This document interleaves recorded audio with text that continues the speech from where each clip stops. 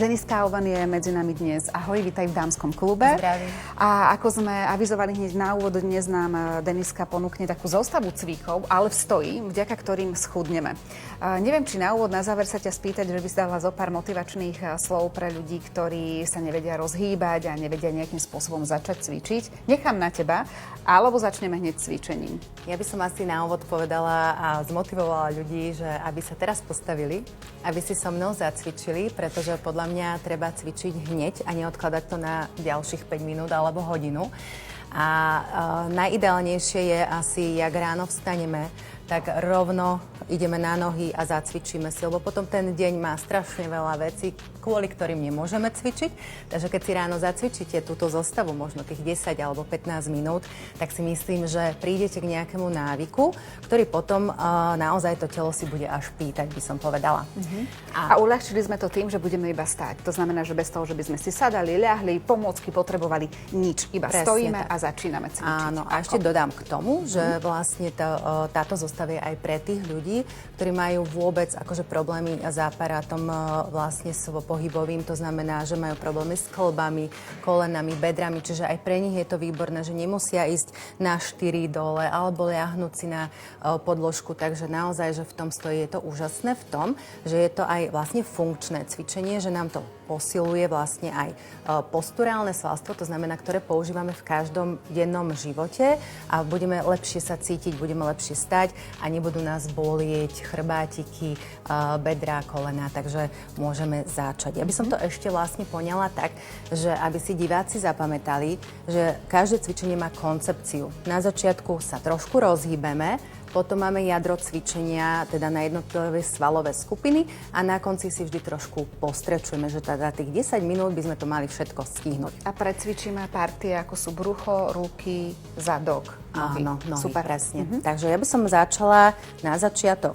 Teda stojíme a ako postavili sme sa zo spánku, zobudili sme sa, stojíme a ideme sa iba ako keby rozpohybovať od podlahy, ja to nazývam od chodidiel až po hlavu, čiže začíname v členkoch. Je to aj taká pumpa, už som to tu niekedy spomínala, že vlastne členky sú veľmi dôležité pre lymfatický systém a rozpumpujeme vlastne celé telo a začína prúdiť energia a v podstate ideme postupne jednotlivými klbikmi. Čiže začali sme v členkoch, môžeme dať ešte jeden taký komplexnejší cvik, idem na špičky, už idem aj kolená, zatlačím päty a vystriem nohy a ideme dýchanie, nádych, výdych, nádych a výdych. Čiže to dýchanie si vlastne ako keby striedám.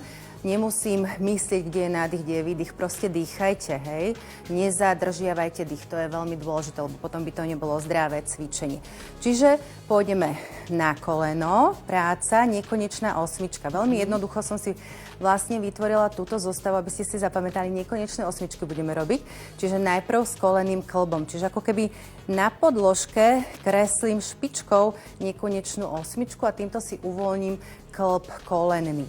Potom nechám tú ceruzku na kolene a teraz bedro robí nekonečnú osmičku a tuto si uvoľníme zase bedro. Môžeme sa ich chytiť však, lebo asi udržať sa nebude úplne ľahká záležitosť pre niekoho. Áno, čiže chytím sa nejakého doma nábytku a veľmi mi to vie pomôcť. To isté potom spravíme aj na tú druhú nohu a idem si rozpohybovať chrbátik, čiže opriem si ruky o kolená a pôjdem len zagulatiť driek a vytlačiť pánvu do diaľky. Toto je ako keby mačka, keď si predstavíme, že sme na tých 4 na zemi, čiže týmto spôsobom si krásne viem rozpohybovať chrbát. Pokračujem ďalej, ruky môžeme dať za hlavu a proste pôjdem si základné pohyby chrbta do jednej strany, do druhej strany, a zase dýchame nádych a výdych, rotácia.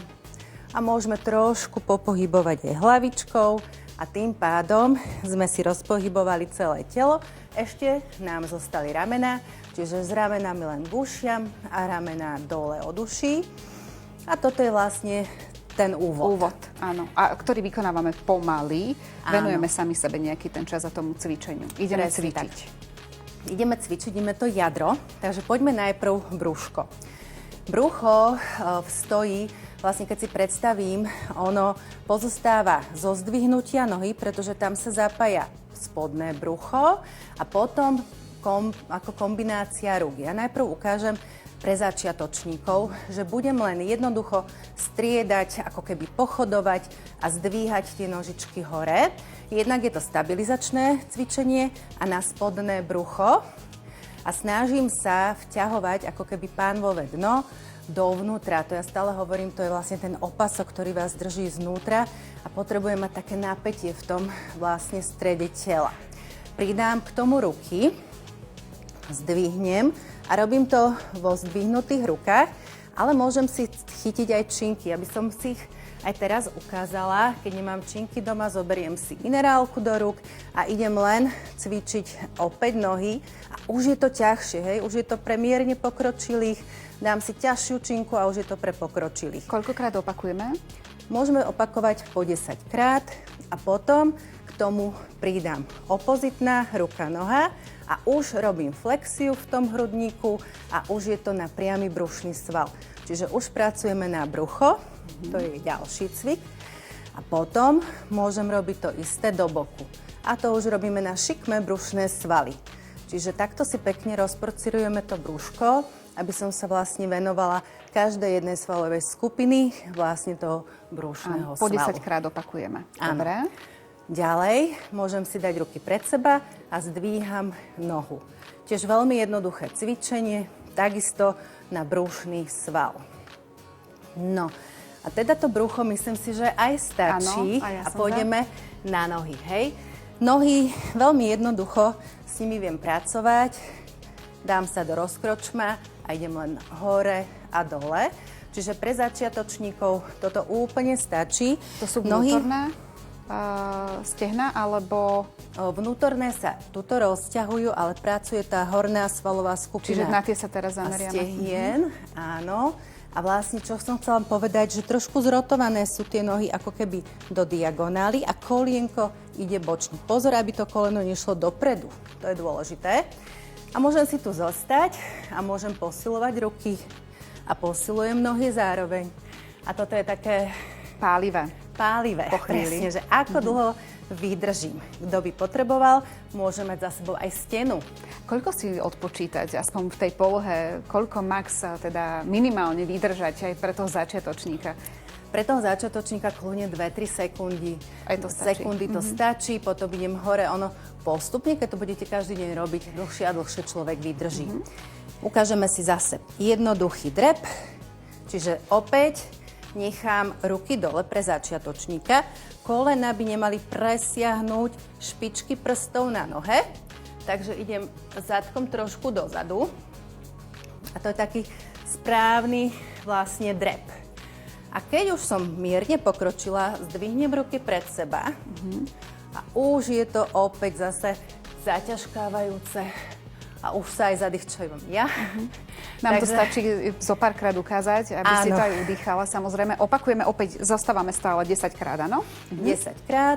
A potom ja si viem dať tú vlastne celú zostavu aj ešte raz zopakovať. Ďalšiu sériu. Presne tak. Takže toto bolo na nohy. Ešte ukážem ďalší cvik na nohu.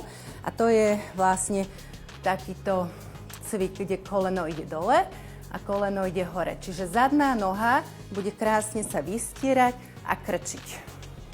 Takisto je to dôležité ustáť, čiže môžeme sa niečoho aj chytiť a bude to opäť jednoduchšie pre tých začiatočníkov. Opäť, keď chcem sťažiť, zoberiem si do rúk pomôcku a pôjdem s činkami biceps. A idem výdych a nádych. Takže toto je výpad, ďalší cvik. A potom môžeme vlastne sériu na ruky. A ruky vlastne veľmi jednoducho. Pred seba, otvor a zatvor. A ideme dýchať. Nádych, výdych, nádych. Čiže vždy, keď je fáza, je raz nádych a potom výdych. Ďalej, čiže to sme mali v podstate tieto svaly ramena, bicepsy a môžeme triceps. Čiže idem ruky dozadu a pôjdem krčiť vlastne v nádychovej fáze a vo výdychovej hore. A pracujem na tricepsový sval. Čiže už sme vlastne zakomponovali všetko. Perfektné. Ďakujeme ti veľmi pekne, Deniska. Aj si to naozaj super ustala. A chcem sa možno spýtať, povedala si tých 10-15 minút denne. Je to teda želaný efekt po nejakých dňoch až týždňoch, že schudneme? Aj keď si teda doprajeme tých 10 minút, čo je zvládnutelné, povedzme si. Určite. Nájsť si ten čas. Plus to skombinovať s tou kuchyňou. Určite. Strava veľmi veľa robí. Áno. A nezabúdať na hydratáciu.